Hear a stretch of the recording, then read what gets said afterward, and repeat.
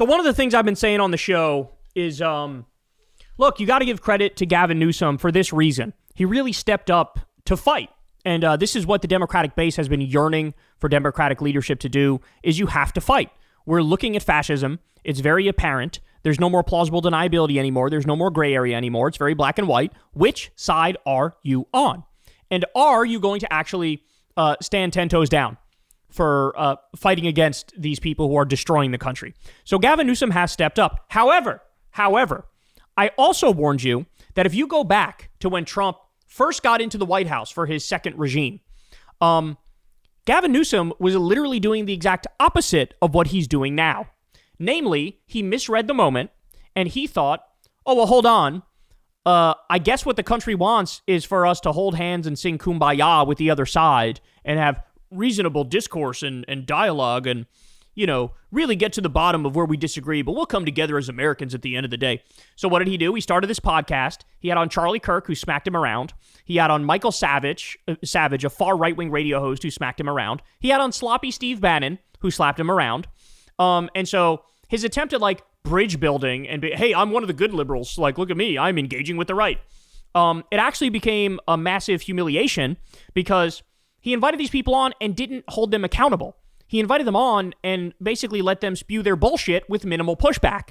And so because he did that, I when I saw Gavin Newsom start to step up to the plate, I thought, okay, little asterisks, because he's saying the right things now and doing the right things now, but it's not like, this is not his core. This is not who he is. He's a shapeshifter is what he is. That's just a fact. It's just a fact that he's a shapeshifter, and he'll try to mold to what he thinks you want to hear at any given moment because he desperately wants to be president. Okay. Well, now, I can safely say now, this is the first fuck up I've seen from Gavin Newsom since he course corrected. So first one I've seen since he decided, oh, wait, they want us to fight, so let's fight. Look at this. So he just did an interview with Politico. And this is a part that I needed to share with you because it's super important. Newsom said the following, quote, I think Mamdani is very good for the Democratic Party. I want a broad tent. I want a big tent. I want the party of Manchin to Mamdani. I want to be more inclusive. We have to grow the pie. It's not about scarcity. It's an abundance mindset. So first of all, saying abundance at the end there, it's very clear what he's doing. It's like a wink and a nod to the Ezra Klein types and to the abundance liberals, whose whole theory is just like rebranded neoliberalism, okay? Which is not the answer, because that's the problem. That's what the Democratic Party is and how we got the rise of the far right and fascism. Okay, but the more important point, you want Zoran and Manchin in the tent? Here's why that makes absolutely no sense, and that's unacceptable to say. Manchin literally voted, I forget, like, it was 538, I believe. They did this Trump tracker thing where it said what percentage of the time a politician voted with Trump in the Trump era. And Joe Manchin, I believe it was exactly 50% for a while. So he was voting 50% of the time, half the time with Trump and Republicans, and half the time with Democrats. If you say you want Manchin to Mamdani, what you're saying is we're only going to be as good as our worst Democrat. Because Joe Manchin effectively had veto power over Biden's presidency. Because when Biden tried to do Build Back Better, which, by the way, would have been just an absolute game changer, it would have helped fix this country, it would have been the best economic move by any president since FDR and the New Deal. But since Manchin had veto power over that, we ended up getting the IRA, which was way, way weaker. It was like 10 to 20% of what Build Back Better was. And, you know, those wins, many of them were temporary. We reduced child poverty 50%, and then that went away. And child poverty came roaring back. So when you say that, what you're saying, Gavin Newsom, is, I'm okay with a Democrat who is half MAGA. That's what you're saying. I'm okay with a Democrat who is half MAGA. I'm not okay with that anymore. Look, are there going to be scenarios where a Democrat is far too centrist for my taste and they happen to be the one that wins and you have to deal with them? Sure. But in this moment, more than any ever, we could have a party of Zoran Mamdanis. We could have a party of Bernie Sanders. We could have a party of AOCs. We could have a party of people who actually believe in left-wing values and left-wing policies and will fight endlessly for universal health care and free college and a living wage and unions and ending the wars and a Green New Deal and paid vacation time by law and protecting minority communities like trans people, like immigrants. We could actually have, like, here's the thing, guys. You don't defeat the rise of fascism by saying, I'm going to meet fascism halfway. You don't do that.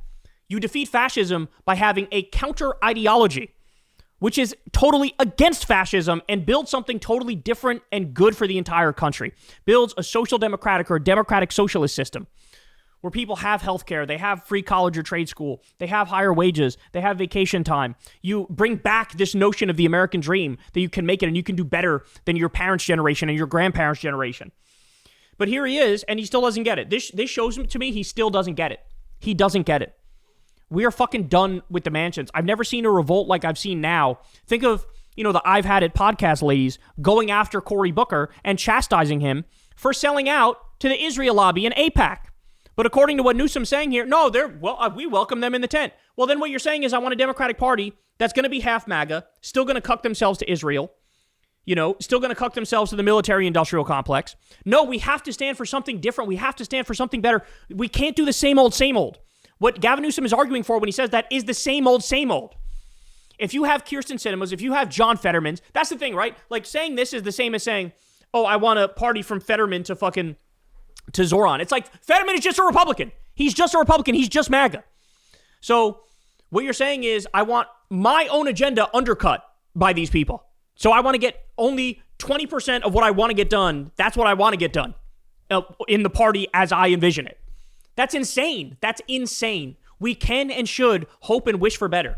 This is toothless, weak, democratic bullshit is what this is.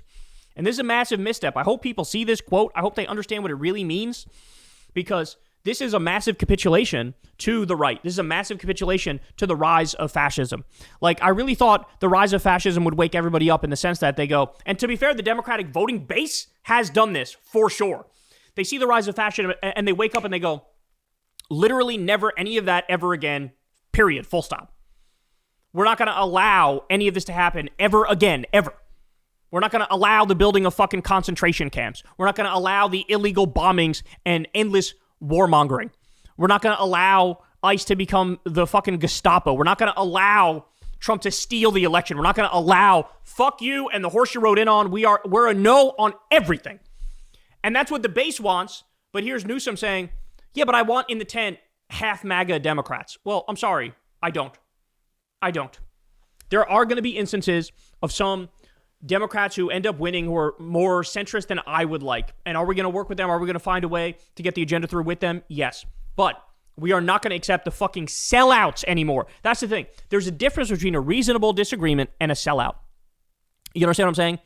And that's the thing is Manchin is a sellout. He is bought by the oil industry. He is bought by corporations, right?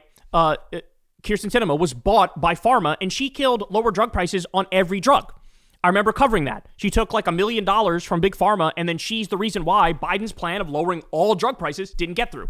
This is not just a difference of opinion. There's not just a disagreement. There's not just, oh, we have a big tent. No, they are sellouts. No more sellouts. We need everybody who's honest and real and not bought by industry. And that's when you get real change.